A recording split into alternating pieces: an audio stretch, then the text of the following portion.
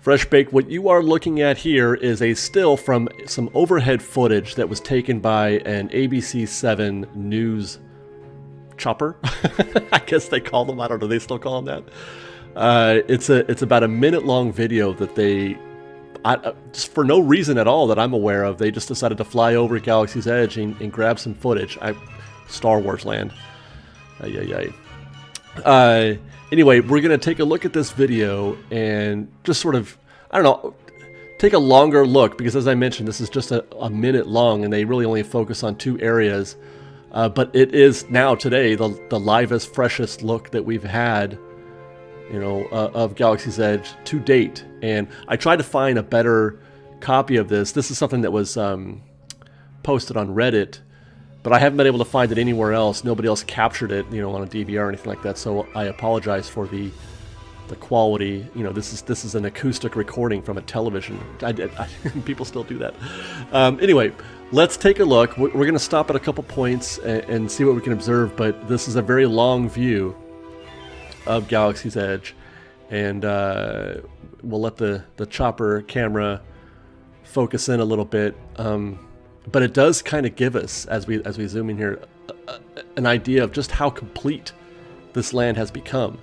There's a lot to take in here, and as a matter of fact, I'm going to pause right here for everybody to, as I did in the other videos, to sort of take a breath, take a minute, take a spin around and see what you see.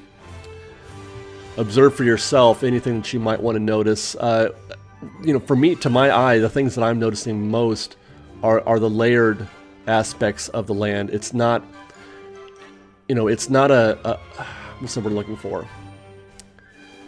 There's a definite randomness to it, a purposeful randomness to it, but there is a randomness to it which I enjoy. Multi-layered, multi-angled. There is a consistent use of domes and arches and things of that nature, but I think that that's more of the theme of Star Wars than it is Disney's interpretation of it. But I'm really enjoying, sort of the randomness of the design.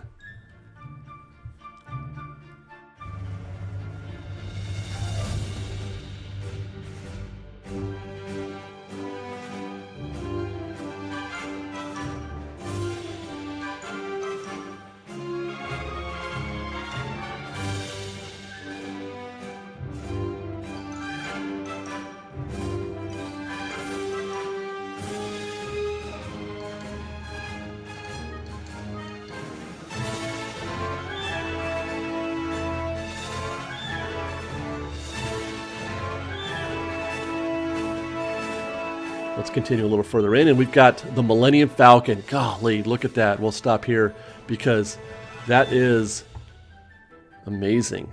Now, just for a sense of scale, you can see there's a construction worker right there. You can see him in his yellow vest. It gives you an idea of how big the Falcon is. It is life size. Just, can you believe it? They've dropped a literal Millennium Falcon into Disneyland. It's fantastic. And it's going to be there forever. It's going to be there forever. You know how, like, when you go to the Discovery Center and occasionally they have a, tour of the Millennium Falcon attraction that's there for a month, and then it goes away, and then the Millennium Falcon shows up somewhere else, and you can sit in the cockpit for a minute and take a picture, and then you go home. This Millennium Falcon is going to be here for as long as Disneyland is. Fantastic. Anytime you want, you can go see the Millennium Falcon for the cost of admission. It's fantastic. We'll try to zoom in here a little bit to see if we can, because the entrance to the attraction is not through the Falcon, as we've talked about before.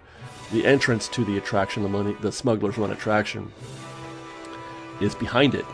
In that curved area behind the Millennium Falcon, that's where you'll go in, to my understanding at least. As a matter of fact, I'm not even certain that you can go in that Falcon, and it would make sense that you couldn't, because the attraction itself, which is in the show building, which is behind the Millennium Falcon, guest board the Millennium Falcon, right? So you wouldn't be able to go in it twice. There wouldn't be two places to go in the Millennium Falcon, because the Millennium Falcon can't be in two places, because there aren't two Millennium Falcons, if you catch my meaning. In the same way that you can't meet Mickey Mouse on Main Street and in Fantasyland at the same time. So it is my guess that you will not be able to go into that Falcon. It is just there as a prop. Because the Falcon that you're going to go into is somewhere else.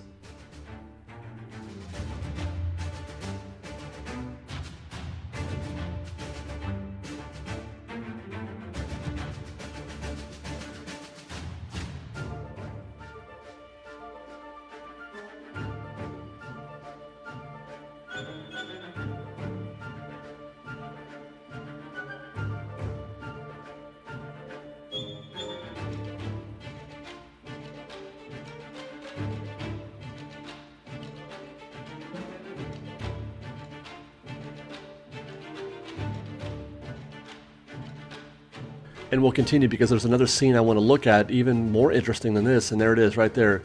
There's Rise of the Resistance. The Rise of the Resistance show building is just to this area's left. It's out of frame in the left corner up there. But that's the exit for the attraction over here in the right corner, top right corner. That is an exit, as far as I understand. That is a beautiful look. This is something that we've never seen anything like this. Matter of fact, I've never seen Poes XWing in the land before. So check that out. There you go. Guys, tell me what you see here, because that looks like a functioning part of the attraction. That, you know, this feature here, that looks like a walkway in. You got, again, there's a cast member for reference. That looks to be something that has purpose and meaning. That's built into that wall. Now, if you're wondering what this area is, we'll refer back to the model, where you can see the X-Wing and the A-Wing in the foreground there, and in the background, behind those trees, is that area that we're looking at from overhead, that you can kind of vaguely see that vehicle there in the, you know, behind the trees, and you can definitely see the exit, the Rise of the Resistance exit over here on the right. But this is what we're looking at. That area there is what we're looking at overhead. And again, it gives us another indication of just how close to completion they've come. Amazing. Amazing.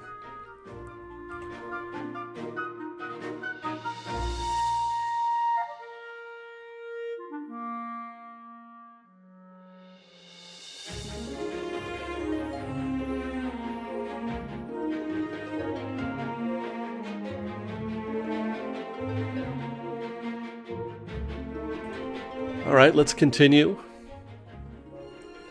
And then here's an overhead of the market area. And again, I'm just blown away by how complete everything looks.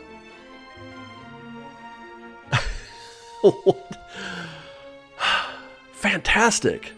You've got, you know, several of these dome structures, which are shops and or restaurants. There's the shuttle vehicle that we've watched them bring in from the Mark Twain and the Rivers of America, sitting on top of that structure. I've never really noticed or observed what could be underneath it. I always thought it was just going to be something that was purposeless, but that does look like it's going to be something you know, relevant to the market area. But again, look at the layered effects as we zoom in a little bit. You can see just the variety of composition that they're using here, the different levels, you know, the non-organized structure of the land.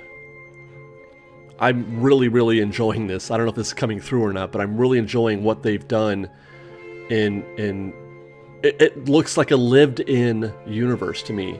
It looks like the kind of universe that has evolved over time, not a planned community that, you know, that Disney might have come up with in that sense. You know, one thing we would expect of Disney is to sort of organize things a little bit, because that's what they're known for.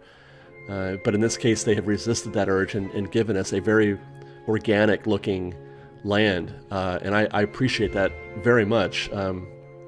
Just look at some of these, you know, features as we tour around.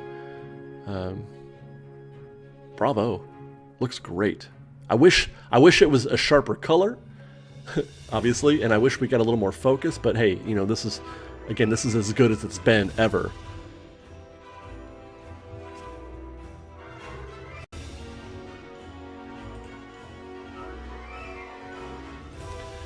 And we'll continue our tour. It looks like they have finished up. And there you go, guys. That is the entirety. Wow, look at that. Maybe we'll stop one more time because that is breathtaking right here. Just get your mind around that, you guys. Galaxy's Edge, right there before our eyes. Millennium Falcon, Rise of the Resistance, the market, and it's just... I cannot believe that that is in our backyard. That is in our Disneyland backyard. Big Thunder right there, the Rivers of America right there. They have, I mean, by all appearances, they have pulled this off, or they are in the process of pulling this off. The only thing that remains, the only question left really is, how's it going to feel on the ground? What are the rides going to be like? I mean, those are big questions, obviously, but the design elements that I'm seeing, everything, you know, including the cast member costumes that were revealed today, we've got a post on that at freshbakedisney.com. I was very impressed with those costumes. It just everything that I'm seeing to date looks like they are really going for it, and I can't wait. I don't care how long it takes me or how I do it, be that through an invitation from Disney, or if I have to go in like the masses on a Friday morning or a Saturday morning or whatever day it happens. I will do whatever it takes to see what this land looks like. I can't wait. There you go, guys. Thanks for watching. Let us know what you think in the comments below, and until next time, Fresh Bake! We've got lots more videos for you to see, so grab a churro and check out some of our other videos and have your mind blown by how much fun we're having. We truly are the best of Disney Bake Fresh Daily. Don't forget to subscribe to our channel, and we'll see you next time. Fresh Bake!